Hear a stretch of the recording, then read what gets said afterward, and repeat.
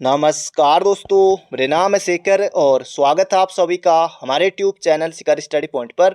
तो दोस्तों आज है 3 अप्रैल और आज हुआ था यूकेपीएससी अपर पीसीएस का पीडी का पेपर। दोस्तों इसमें 2 पेपर होते हैं, एक होता है सामान्य अध्ययन का और इसमें दोस्तों 150 क्वेश्चन आते हैं और दूसरा होता है दोस्तों सामान्य बुद्धिमत्ता परीक्षा का पेपर यानी कि जर्नल एप्टीट्यूड टेस्ट।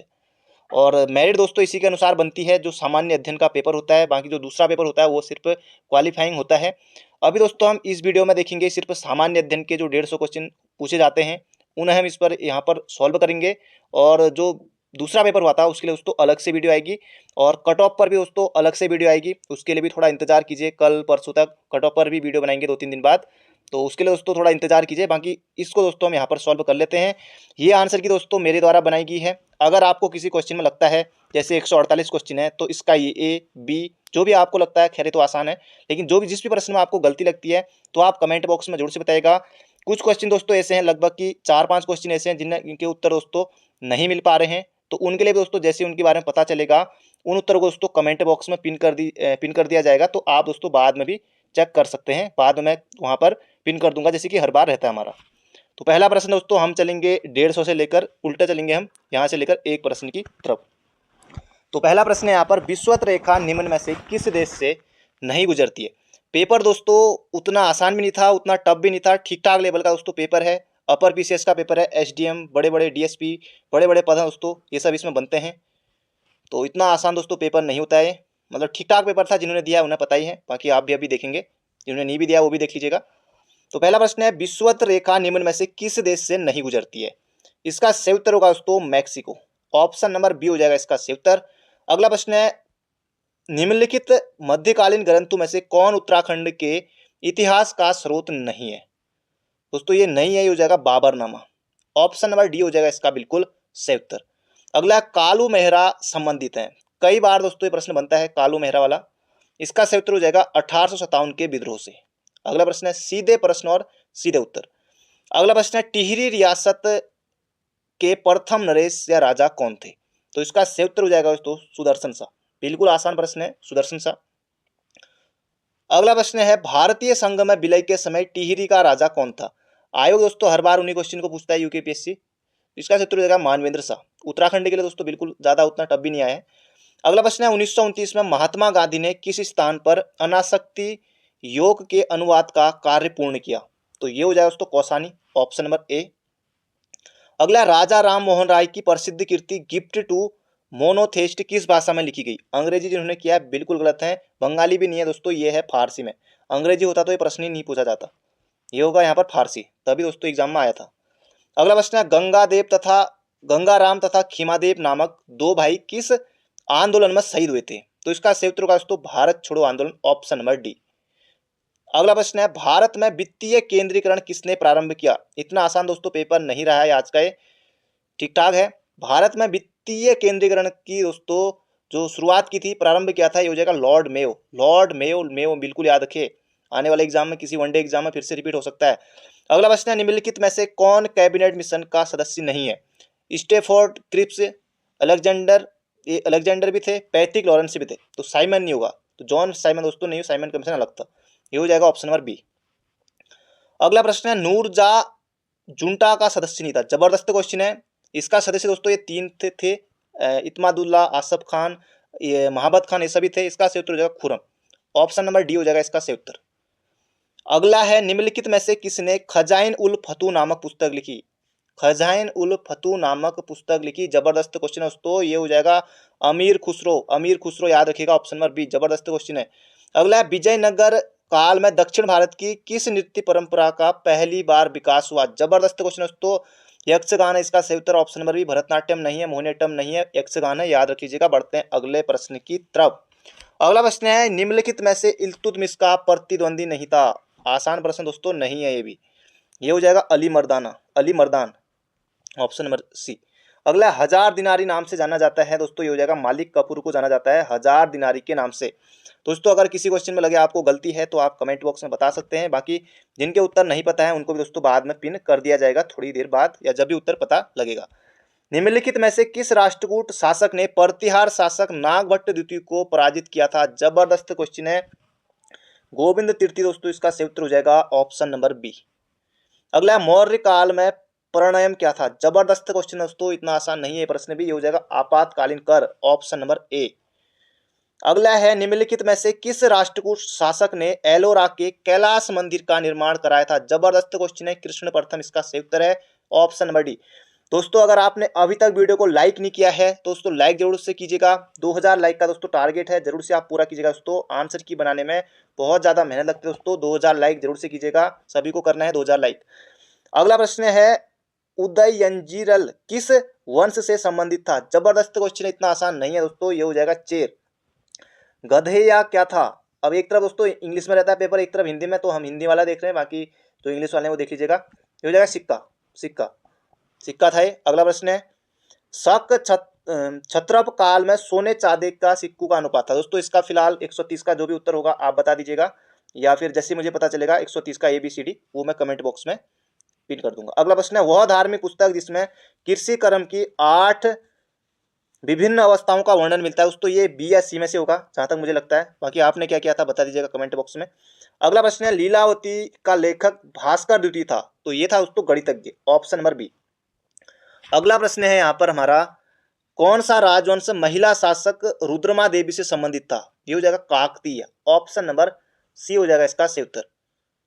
अगला प्रश्न है यहाँ पर, नाटक की रचना हर्षवर्धन द्वारा की गई। किस नाटक की रचना हर्षवर्धन द्वारा की गई? हर्षचरित, कादंबरी, देवीचंद्र गुप्तम या फिर प्रियदर्शिका? ये हो जाएगा प्रियदर्शिका। अगला प्रश्न है, प्रथम जैन परिषद का आयोजन हुआ था। जबरदस्त क्वेश्चन है दोस्तों, ये हुआ था पाटलिपुत्र में, पाटलिपुत्र में, ऑप्शन नंबर ए। जबरदस्त क्वेश्चन है, इतना आसान नहीं है। ऋग्वेद के सर्वाधिक मंत्र किस देवता, वैदिक देवता को समर्पित है? दोस्तों ये हो जाएगा इंद्र, इंद्र हो जाएगा इसका सही उत्तर, ऑप्शन नंबर बी। तो बढ़ते हैं अगले प्रश्न की तरफ। दोस्तों अभी तक आपने लाइक नहीं किया है तो लाइक आपको जरूर से करना है। ये दोस्तों नृत्य से पूछा गया था। भरतनाट्यम आपको पता है तमिलनाडु का, कथक यूपी का, कुचिपुड़ी आंध्र प्रदेश, मोहिनी अट्टम केरल। तो इसका कौन सा ऑप्शन बनेगा दोस्तों? ये बनेगा ऑप्शन नंबर सी वाला, ऑप्शन नंबर सी होगा इसका सटीक उत्तर। अगला प्रश्न है, ये करंट अफेयर का प्रश्न है दोस्तों, जबरदस्त क्वेश्चन है। करंट अफेयर भी खूब प्रश्न पूछे गए थे। निम्नलिखित में से किस फिल्म ने सर्वश्रेष्ठ चलचित्र ड्रामा के लिए गोल्डन ग्लोब अवार्ड 2022 जीता? ये हो जाएगा दोस्तों the power of the dog, the power of the dog, option number B हो जाएगा इसका बिल्कुल ही सही उत्तर। नहीं, इसका सही उत्तर दोस्तों option number C, King Richard, King Richard है इसका सही उत्तर, ऑप्शन नंबर सी। अगला प्रश्न है, प्रसिद्ध गंगा सागर मेला निम्नलिखित में से किस भारतीय राज्य में आयोजित किया जाता है? तो ये किया जाता है दोस्तों पश्चिम बंगाल में। अगला प्रश्न है करंट अफेयर का है, नवंबर 2021 में प्रधानमंत्री श्री नरेंद्र मोदी ने एशिया के सबसे बड़े हवाई अड्डे का शिलान्यास कहाँ किया? दोस्तों ये किया था कहाँ? जेवर में, जेवर यानी कि दोस्तों नोएडा अंतर्राष्ट्रीय हवाई अड्डा, जेवर, ऑप्शन नंबर ए। जबरदस्त क्वेश्चन है, बढ़ते हैं अगले प्रश्न की तरफ। किसी क्वेश्चन में दोस्तों गलती लगेगी तो कमेंट बॉक्स में जरूर से बता दीजिएगा, या फिर बाद में भी मुझे भी पता लगेगा तो जरूर से पिन कर दूंगा। अगला प्रश्न दोस्तों ये भी करंट अफेयर का ही है। तो गूगल के दोस्तों कौन है सुंदर पिचाई है? बाकी ऑप्शन से आप कर सकते हैं, एक ही ऑप्शन मिलेगा, ए का 2, तो कौन सा ऑप्शन हो जाएगा? Option number B. बाकी दोस्तों ये देख लीजिएगा, सिर्फ एक ही ऑप्शन से भी आप कर सकते हैं, देखिए ए का बी एक ही ऑप्शन में, ये देखिए। अगला प्रश्न है, निम्न में से भारत के किस रेलवे स्टेशन को हाल ही में निजी क्षेत्र की सहभागिता के साथ एयरपोर्ट की तरह की सुविधाओं वाला बनाया गया है? जबरदस्त क्वेश्चन है दोस्तों, इतना आसान दोस्तों ये प्रश्न भी नहीं रहा। ये हो जाएगा रानी कमलापति स्टेशन, भोपाल। अगला प्रश्न है, दिसंबर 2020 में गृह मंत्रालय ने सशस्त्र बल विशेष शक्तियां अधिनियम 1958 के अंतर्गत निम्न में से किस राज्य को 6 महीने के लिए अशांत क्षेत्र घोषित किया? ये हो जाएगा दोस्तों नागालैंड, ऑप्शन नंबर बी। अगला प्रश्न है, मेजर ध्यानचंद विश्वविद्यालय, खेल विश्वविद्यालय की स्थापना किस स्थान पर की जा रही है? दोस्तों ये की जा रही है मेरठ में, ऑप्शन नंबर ए हो जाएगा इसका बिल्कुल सही उत्तर। अगला प्रश्न है दोस्तों, ये भी देखिए दोस्तों क्या जबरदस्त प्रश्न है, इतना आसान प्रश्न ये भी नहीं है। पीवी सिंधु कांस्य पदक बिल्कुल सही है, मीराबाई चानू रजत पदक ये भी सही है, नीरज चोपड़ा गोल्ड मेडलिस्ट बिल्कुल सही है दोस्तों। इसका सही उत्तर हो जाएगा Bajrang Punia, option number B हो जाएगा इसका बिल्कुल सही उत्तर। अगला प्रश्न है, निम्नलिखित समाचार पत्रों में से किसने प्रतिष्ठित लोक सेवा श्रेणी में पुलित्जर पुरस्कार 2021 जीता? ये हो जाएगा दोस्तों the New York Times, the New York Times, option number B हो जाएगा इसका बिल्कुल सही उत्तर। अगला प्रश्न है, विश्व ओजोन दिवस मनाया जाता है, तो आप सभी को बचपन से पता होगा 16 सितंबर को मनाया जाता है। अगला प्रश्न है, विश्व रैपिड शतरंज 2021 किसने जीता, तो ये जीता दोस्तों नोदिरबेक अब्दुसत्रो। याद रखिएगा ऑप्शन नंबर ए। जबरदस्त क्वेश्चन है दोस्तों, करंट अफेयर भी बहुत पूछी गई थी। अगला प्रश्न है, जंगली हाथियों को रेलवे ट्रक से दूर रखने के लिए पूर्वोत्तर सीमांत रेलवे द्वारा अपनाई गई अनूठी रणनीति का नाम क्या है दोस्तों, यह है प्लान बी। प्लान बी हो जाएगा इसका सही उत्तर। बढ़ते हैं अगले प्रश्न की तरफ दोस्तों। अगर आपने अभी तक लाइक नहीं किया है तो लाइक आपको एक जरूर से करना है। अगला प्रश्न है, किस भारतीय राज्य ने जनवरी 2022 में छात्र स्टार्टअप और नवाचार नीति 2.0 शुरू की। जबरदस्त क्वेश्चन है दोस्तों, गुजरात इसका सही उत्तर है। किस भारतीय डॉक्यूमेंट्री को ऑस्कर 2022 के लिए नामांकित किया गया, ये हो जाएगा राइटिंग विथ फायर। अगला प्रश्न है, the world beneath his feet निम्न में से किसकी जीवनी है, ये हो जाएगा दोस्तों पुलेला गोपीचंद की, ऑप्शन नंबर ए।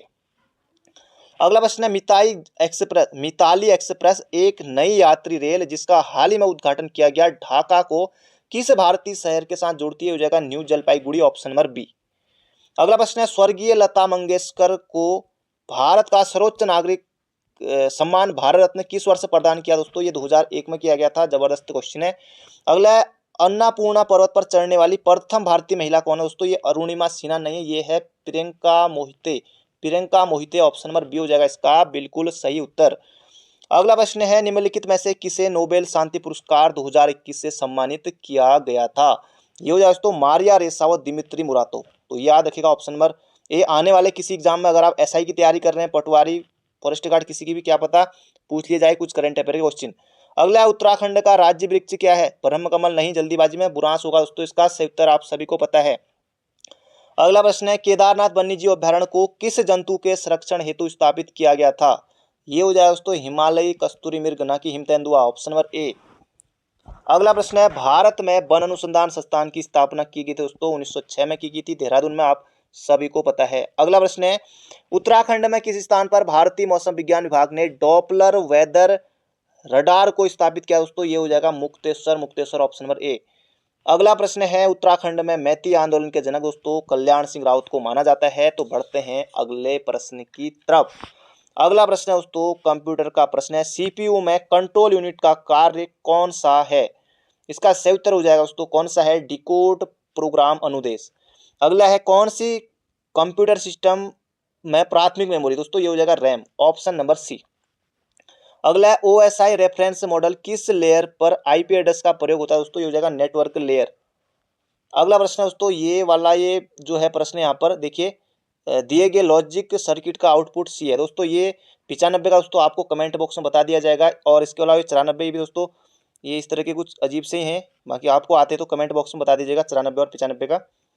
अगला प्रश्न है, दो जैविक समुदायों के मध्य का संक्रमण क्षेत्र होता है दोस्तों, ये हो जाएगा इकोटोन। अगला है, आनुवंशिक अभियांत्रिकी प्रयोगों में अत्यंत उपयोगी दो जीवाणु हैं, ये हो जाएगा दोस्तों एशेरिकिया कोली व एग्रोबैक्टीरियम, ऑप्शन नंबर बी। अगला है, किस रासायनिक ग्रुप से सेल्यूलोज प्रतिबंधित है, जबरदस्त क्वेश्चन है दोस्तों, इसका सही उत्तर हो जाएगा शर्करा। अगला प्रश्न है, पशुओं के कृत्रिम गर्भाधान में प्रयुक्त शुक्राणु को संग्रहित किया जाता है, शुष्क बर्फ में किया जाता है। अगला प्रश्न है, स्कर्वी रोग किस विटामिन की कमी के कारण होता है दोस्तों, विटामिन सी। अगला है, किस जंतु को भूमि का कृषक जोतने वाला कहा जाता है, केंचुआ, हो जाएगा सही उत्तर। अगला है, प्रकाश की गति अधिकतम होती है दोस्तों निर्वात में होती है, ऑप्शन नंबर सी। इतना आसान दोस्तों ये प्रश्न बचपन से आपने पढ़ा होगा। अगला प्रश्न है, जिस पदार्थ में बड़ी संख्या में मुक्त इलेक्ट्रॉन होते हैं और कम प्रतिरोध दर्शाता है दोस्तों, वो कहलाता है क्या, ये होता है दोस्तों चालक या अर्धचालक दोस्तों, इसका सही उत्तर हो जाएगा हमारा चालक। अगला प्रश्न है, झूम दोस्तों ये हो जाएगा कृषि खेती की एक पद्धति। अगला प्रश्न है, सुदूर संवेदन तकनीक में निम्न में से किस तरंगों का प्रयोग होता है दोस्तों, ये हो जाएगा विद्युत चुम्बकीय तरंगों का प्रयोग इसमें होता है। अगला प्रश्न है, वर्तमान में भारत गणराज्य का सर्वोच्च नागरिक पुरस्कार है दोस्तों, आप सभी को पता है, इसका सही उत्तर होगा हमारा Bharat Ratna, option number D. अगला प्रश्न है, अंतर्राष्ट्रीय संस्था WWF प्रकृति हेतु विश्वव्यापक कोष का प्रतीक चिन्ह दोस्तों, ये हो जाएगा महाकाय पांडा, ऑप्शन नंबर बी। अगला प्रश्न है करंट अफेयर का दोस्तों, वर्ष 2021 में 26वें संयुक्त राष्ट्र जलवायु परिवर्तन सम्मेलन COP26 का आयोजन कहाँ हुआ था दोस्तों, ये हुआ था ग्लासगो में, ऑप्शन नंबर सी। अगला प्रश्न है, वर्ष 2021 का रसायन शास्त्र का नोबेल पुरस्कार को प्रदान किया गया। जबरदस्त क्वेश्चन है, हो जाएगा दोस्तों बेंजामिन लिस्टो और डेविड मैकमिलन। याद रख लीजिएगा, जो और एग्जाम की तैयारी कर रहे हैं अभी, पटवारी, एसआई, कहीं भी आपको देखने को मिल सकता है। अगला, रामसर स्थल क्या है दोस्तों, ये हो जाएगा अंतर्राष्ट्रीय महत्व की आर्द्र भूमियां हैं। अगला प्रश्न है, आनुवंशिकी विज्ञान जेनेटिक्स का जनक का पिता किसे कहा जाता है दोस्तों, इसका सही उत्तर हो जाएगा Gregor John Mendel. Option number D हो जाएगा इसका बिल्कुल सही उत्तर। अगला प्रश्न है, उत्तराखंड में निम्नलिखित में से किस प्रकार के बैंकों की संख्या 2020-21 में न्यूनतम थी दोस्तों, मुझे इसका लगता है कि जिला सहकारी बैंक होना चाहिए। अगला प्रश्न है, उत्तराखंड के कितने पर्वतीय जिलों में 2020-21 में चाय विकास कार्यक्रम संचालित किए गए दोस्तों, ये किए गए थे 9। अगला प्रश्न है, उत्तराखंड में वैट किस वर्ष से लागू हुआ दोस्तों, 2005 में हुआ था वैट, 22वां राज्य था उत्तराखंड। अगला प्रश्न है, उत्तराखंड में प्रतिष्ठित संस्थान ने दोस्तों, बिल्कुल शॉर्ट में ही पूछा है, इंग्लिश में भी, जैसे यहाँ पर ओएनजीसी लिखा है तो इंग्लिश में भी ओएनजीसी लिखा है, इस तरह से देखिए, इस तरह से पूछा गया है। तो ओएनजीसी है देहरादून में, बीएचईएल हरिद्वार में है, और सीबीआर है दोस्तों, ये कहाँ है, ये है रुड़की में दोस्तों, ये हो जाएगा हमारा एचएएल नहीं है, ऑप्शन नंबर सी। अगला प्रश्न है, वस्तु एवं सेवा कर द्वारा निम्नलिखित में से किस कर को समाप्त किया गया। जबरदस्त क्वेश्चन दोस्तों, मूल्य संवर्धित कर इसका बिल्कुल सही उत्तर है, ऑप्शन नंबर सी, जबरदस्त क्वेश्चन दोस्तों। अगला प्रश्न है, बहुपक्षीय विनियोग गारंटी अभिकरण मीगा संबंधित दोस्तों विश्व बैंक समूह से संबंधित है, ऑप्शन नंबर ए। दोस्तों, अगर आपने अभी तक वीडियो को लाइक नहीं किया है तो लाइक आपको जरूर से करना है, 2000 लाइक का टारगेट है। अगला प्रश्न है, निम्नलिखित में से कौन सी गिल्ड एज्ड सिक्योरिटी कहलाती है। जबरदस्त क्वेश्चन है, सरकारी प्रतिभूतियां, ऑप्शन नंबर बी। अगला प्रश्न है, एमएसएमई का अद्यतन वर्गीकरण किया गया था दोस्तों, ये किया गया था कब, 2020 में। अगला प्रश्न है, करंट अफेयर का प्रश्न है, यूएनडीपी की मानव विकास रिपोर्ट 2020 में भारत का मानव विकास सूचकांक एचडीआर रैंक दोस्तों 131वां था, ऑप्शन नंबर डी। जबरदस्त क्वेश्चन है। अगला प्रश्न है, यूएनडीपी के किस मानव विकास रिपोर्ट एचडीआर में लिंग असमानता सूचकांक की शुरुआत हुई दोस्तों, ये हुई थी एचडीआर 2010। आसान क्वेश्चन दोस्तों नहीं है, अच्छे का दोस्तों, ये प्रश्न से अच्छे लोग सही नहीं कर पाए थे। अगला प्रश्न है, यदि प्राथमिक घाटा शून्य है तब उधार की राशि होगी तो ब्याज भुगतान से कम होगी दोस्तों, ऑप्शन नंबर होगा इसका बी। अगला प्रश्न है, विश्व व्यापार संगठन की कभी कभार आलोचना की जाती है सिवाय इसके कि यह उत्पादों की गुणवत्ता के ऊपर स्वतंत्र व्यापार का समर्थन करता है, ऑप्शन नंबर डी होगा सटीक उत्तर। अगला प्रश्न है, कौन सा विदेशी प्रत्यक्ष निवेश का उदाहरण नहीं है दोस्तों, इसका सही उत्तर हो जाएगा विदेशों में फार्मा कंपनी द्वारा निर्गत बॉन्ड अथवा स्टॉक का क्रय।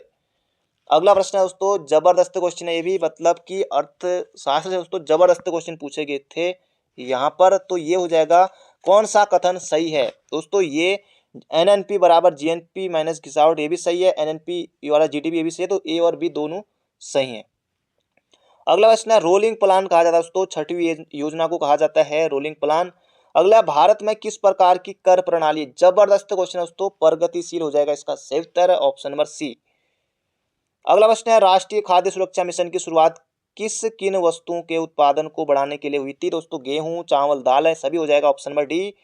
अगला प्रश्न है, स्वेट इक्विटी शेयर्स निम्नलिखित में से किसे आवंटित किए जाते हैं दोस्तों, ये हो जाएगा कंपनी के कर्मचारियों को, ऑप्शन नंबर डी। देखिए, कई अभ्यर्थी ए और बी दोनों करेंगे करके, उनके लिए भी ऑप्शन रखा हुआ है सी वाला, लेकिन इसका सही उत्तर दोस्तों कंपनी के कर्मचारियों को। अगला प्रश्न है, 1991 के आर्थिक सुधार के बाद भारतीय अर्थव्यवस्था में क्या परिवर्तन हुआ। जीडीपी में कृषि का हिस्सा बहुत बड़ा, सही है, एफडीआई का अंतर प्रभाव बढ़ गया, तो बी और सी दोस्तों, इसका सही उत्तर हो जाएगा ऑप्शन नंबर डी।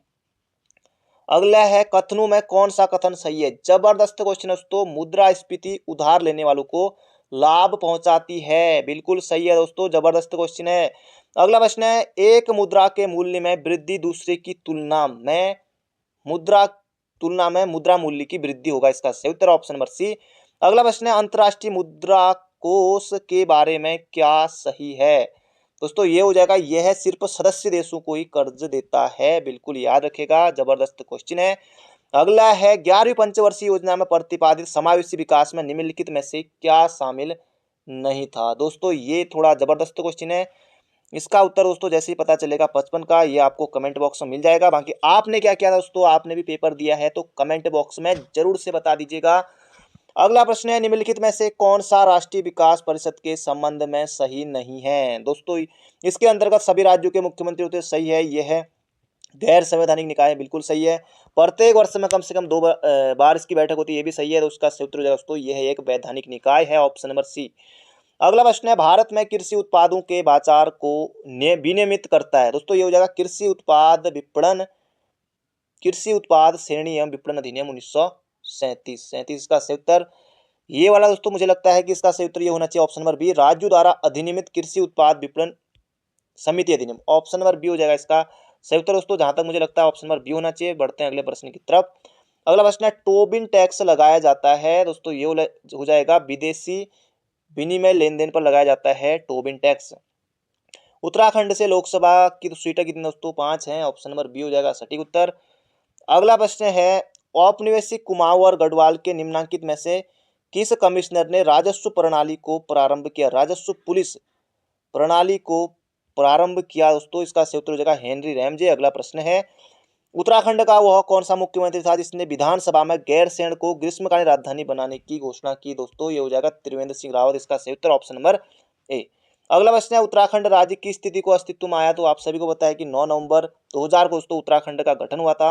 अगला प्रश्न है, उत्तरांचल नाम परिवर्तन अधिनियम निम्नलिखित में से किस वर्ष अस्तित्व में आया? तो 2006 में आया दोस्तों, फिर 2007 से नाम पड़ गया क्या? उत्तराखंड। अगला प्रश्न है, किसे संसद की कार्यवाही में भाग लेने का अधिकार है पर मत का नहीं? दोस्तों ये हो जाएगा भारत के महान्यायवादी का। अगला प्रश्न है, किस वर्ष लोकसभा में महिला सांसदों की संख्या न्यूनतम थी? दोस्तों इसका सही उत्तर जहां तक मुझे लगता है 1952 होना चाहिए। बाकी आपने क्या किया कमेंट बॉक्स में जरूर से बता दीजिएगा। अगला प्रश्न है, वायु संरक्षण एवं प्रदूषण नियंत्रण अधिनियम किस वर्ष बना? दोस्तों ये 1974 नहीं है, 1975 में जल प्रदूषण वाला है। 1981 इसका सही उत्तर होगा ऑप्शन नंबर सी। अगला प्रश्न है, केंद्रीय सूचना आयोग की स्थापना किस वर्ष हुई थी? दोस्तों इसका सही उत्तर हो जाएगा हमारा 2005 में हुई थी, ये आप याद रखिएगा। अगला प्रश्न है, नागरिक सेवाएं दिवस मनाया जाता है दोस्तों 21 अप्रैल को मनाया जाता है। ऑप्शन नंबर डी होगा इसका बिल्कुल सही उत्तर।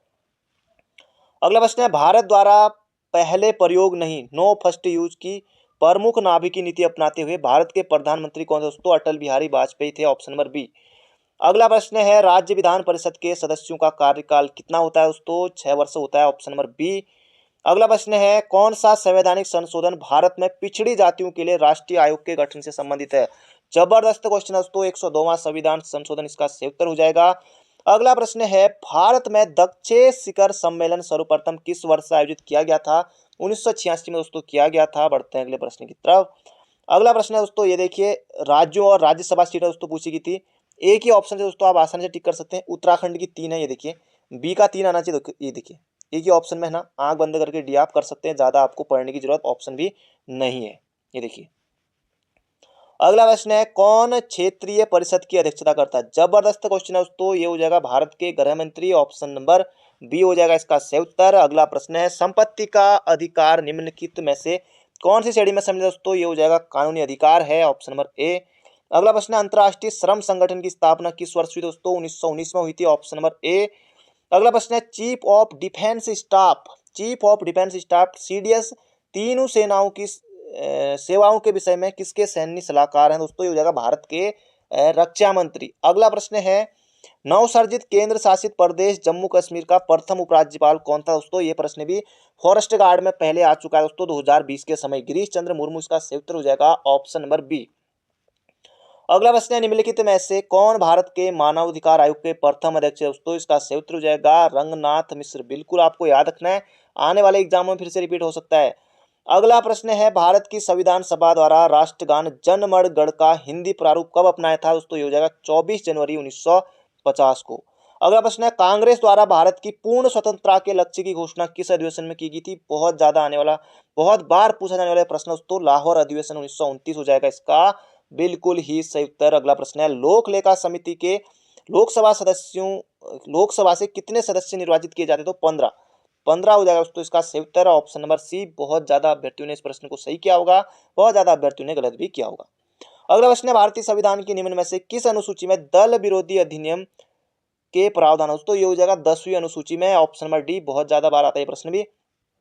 अगला प्रश्न है, यदि किसी पंचायत को भंग किया जाता है तो उसके चुनाव दोस्तों 6 माह के भीतर होते हैं। अभी हाल ही में पूछा गया था, फिर से रिपीट हुआ है। अगला प्रश्न दोस्तों उत्तराखंड का प्रश्न है, खैर किस प्रकार के वनों में पाए जाते हैं दोस्तों? उपोष्ण कटिबंधीय वनों में पाए जाते हैं। शीतोष्ण कटिबंधीय का वनों का प्रमुख वृक्ष दोस्तों चीड़ हो जाएगा, ये हो जाएगा उपोष्ण कटिबंधीय वनों का। अगला प्रश्न है सिटकुल से संबंधित नहीं है। हरिद्वार है, सितारगंज है, सेलाकुई, देहरादून भी है दोस्तों। रुड़की नहीं होगा, रुड़की इसका सही उत्तर होगा ऑप्शन नंबर ए। दोस्तों अगर आपने अभी तक वीडियो को लाइक नहीं किया है तो लाइक आपको जोर से करना है। किसी क्वेश्चन में आपको गलती लगती है तो भी आप कमेंट बॉक्स में बता दीजिएगा। बाकी जो उत्तर मैंने छोड़ रखे हैं, जिन प्रश्नों को छोड़ा हुआ है, उन्हें भी दोस्तों बाद में मुझे पता चलेगा, जैसे ही कुछ देर बाद, कुछ टाइम बाद या कल तक, तो उनको भी दोस्तों जो प्रश्न होंगे उनके उत्तरों को भी वहाँ पर पिन कर दिया जाएगा। अगला प्रश्न है गोविंद राष्ट्रीय पार्क में सम्मिलित दोस्तों भागीरथी नदी का उद्गम क्षेत्र। देखिए क्या प्रश्न पूछा है जबरदस्त तरीके से। टॉन्स हो नहीं सकता, भिलंगना थोड़ी दूर है, यमुना उत्तरकाशी में, लेकिन ये होगा भागीरथी। अगला प्रश्न दोस्तों ये तो खैर आयोग का हर बार फेवरेट ही है। उत्तराखंड के कितने जनपद अंतर्राष्ट्रीय सीमाओं से जुड़े हैं? 5 है। आपको ये वाला नहीं, इसको भी देख लेते हैं। इसका क्षेत्र का दोस्तों पौड़ी, गढ़वाल तथा अल्मोड़ा, क्योंकि देखते ही उत्तर लग जाता है इसमें। 2011 की जनगणना के अनुसार उत्तराखंड के किन जनपदों में 2001 से 11 यानी कि 2011 की जनगणना, जो पिछली वाली जनगणना थी, के दौरान नकारात्मक जनसंख्या वृद्धि दर्ज की गई? होगा दोस्तों पौड़ी, गढ़वाल तथा अल्मोड़ा। अभी 27 मार्च को भी हुआ था, यही पेपर पूछा था, उसमें गढ़वाल तथा अल्मोड़ा था, इसमें पौड़ी, गढ़वाल, अल्मोड़ा दे दिया, रिपीट हुआ ये भी। अगला प्रश्न है कोपेन ने भारत के विशाल मैदान की जलवायु के लिए कौन से शब्द का प्रयोग किया है? ये हो जाए दोस्तों CWG। अगला प्रश्न है कौन सा द्वीप लक्काद्वीप समूह का अंग नहीं? कल्पेनी है, कावरती है, अगाथी है, ये हो जाए दोस्तों तिलंगचोंग। तिलंगचोंग नहीं है, चोंगचांगचुंग ये वाला नहीं है। अगला प्रश्न है निम्नलिखित में से कौन सा राज्य 2011 में सबसे अधिक लिंगानुपात? दोस्तों तमिलनाडु हो जाएगा इसका बिल्कुल ही सही उत्तर। अगला प्रश्न देखिए दोस्तों, किसने सोचा था ऐसा प्रश्न आएगा करके। AVJ प्राकृतिक गैस पाइपलाइन निम्नलिखित में से कौन सा गैस पंपिंग स्टेशन नहीं रखती? हो जाएगा गुना। अगला प्रश्न है माटा तीला बांध किस नदी पर? दोस्तों बेतवा नदी पर है। अगला प्रश्न है भारत का पीटर्सबर्ग दोस्तों जमशेदपुर को कहा जाता है।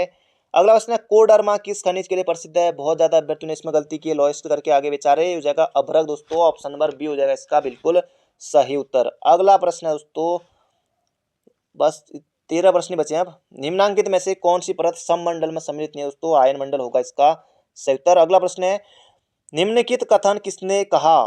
वनस्पति जलवायु का सही मापदंड दोस्तों ये कहा था कोपेन ने। Koppen Koppen Koppen.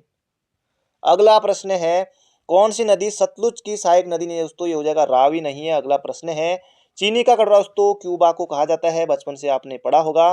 कौन सा पठार अरावली और बिंद श्रेणियों के मध्य स्थित है? दोस्तों मालवा का पठार हो जाएगा इसका सही उत्तर। अगला प्रश्न है कायंत्री चट्टान का उदाहरण नहीं है? दोस्तों ये हो जाएगा डोलोमाइट, ऑप्शन नंबर डी। अगला प्रश्न है विश्व की दूसरी सबसे लंबी नदी? दोस्तों अमेजन हो जाएगा इसका सही उत्तर। अगला प्रश्न है दोस्तों ये देखिए जबरदस्त क्वेश्चन है। फोहन आल्पस पर्वत सही है, मिस्ट्रल राइन घाटी सही है, खमसिन मिस्र सही है, ये हो जाएगा दोस्तों ऑप्शन नंबर बी। अगला प्रश्न है विश्व का दूसरा सबसे बड़ा द्वीप? दोस्तों ये पूछा गया है यहाँ पर, ये हो जाएगा न्यू गिनी। अगर मेडागास्कर नहीं करना, दूसरा पूछा देखिए, ये हो जाएगा न्यू गिनी। अगला प्रश्न है कौन सी जलधारा उत्तरी अटलांटिक सागर में प्रवाहित नहीं होती है? दोस्तों फ्लोरिडा होती है, नॉर्वेजियन होती है, गल्फ स्ट्रीम होती है, हो जाएगा बेंगुएला। बहुत से अभ्यर्थियों का गलत हो गया, ये प्रश्न भी मुझे पता है। अगला प्रश्न है जहां पूर्वी और पश्चिमी घाट मिलते हैं वहां कौन सी पहाड़ियां स्थित हैं? दोस्तों वहां कौन सी पहाड़ियां स्थित हैं? तो नीलगिरी की पहाड़ियां स्थित है। दोस्तों लाइक कर दीजिए जल्दी से, 2 ही प्रश्न बचे हैं। लाइक नहीं किया तो लाइक जरूर कीजिए, हो सके तो एक शेयर जरूर कीजिएगा। चैनल पर नए हो तो चैनल को सब्सक्राइब भी जरूर से कर लीजिएगा। अगला प्रश्न है संसार में सबसे लंबी धरातलीय पर्वत श्रृंखला है? दोस्तों ये हो जाएगा एंडीज पर्वत श्रृंखला। अगला प्रश्न है कौन सा देश अफ्रीका महाद्वीप में अवस्थित नहीं है? दोस्तों गिनी बिसाऊ है, गिनी है, गैबन है, दोस्तों ये हो जाएगा यहाँ पर हमारा गुयाना, ऑप्शन नंबर बी। तो दोस्तों पूरे 150 क्वेश्चन हमने देख लिए हैं। बाकी कुछ क्वेश्चनों के उत्तर मैंने आपको नहीं बताए, कमेंट बॉक्स में उनको पिन कर दिया जाएगा। बाकी कुछ क्वेश्चन छोड़े हैं आपको पता है तो कमेंट बॉक्स में जरूर से लिख दीजिएगा दोस्तों, ताकि सभी लोग इसे देख सकें। तो मिलते हैं बहुत जल्दी एक नई वीडियो में। जाते जाते लाइक करके जाइए, चैनल पर नए हो तो चैनल को सब्सक्राइब भी जरूर कर लीजिए दोस्तों। बाकी पेपर जैसा भी रहा हो, बाकी और भी आपने फॉर्म भरे होंगे, कई अभ्यर्थी ऐसे हैं जिन्होंने लोअर PCS निकाला है, FRO और जगह भी, कोई महाधिवक्ता कार्यालय और जगह भी उनका हो रखा है, अलग अलग जगह है, जो भी है दोस्तों बाकी तैयारी करते रहिए। बाकी जिनका कहीं नहीं निकला है उन्होंने भी इसे दिया है, और राज्यों के अभ्यर्थियों ने भी इसे दिया है। तो मेरिट पर दोस्तों बात करेंगे। बाकी रिजल्ट इसका जल्दी आ जाएगा, लगभग कि आप मान सकते हैं कि दोस्तों रिजल्ट कब तक आएगा इसके बारे में अलग से वीडियो आएगी, कट ऑफ के बारे में भी। तो और इसका जो मेंस हो जाए दोस्तों, जो निकल जाएंगे उनका मेंस होगा अगस्त में।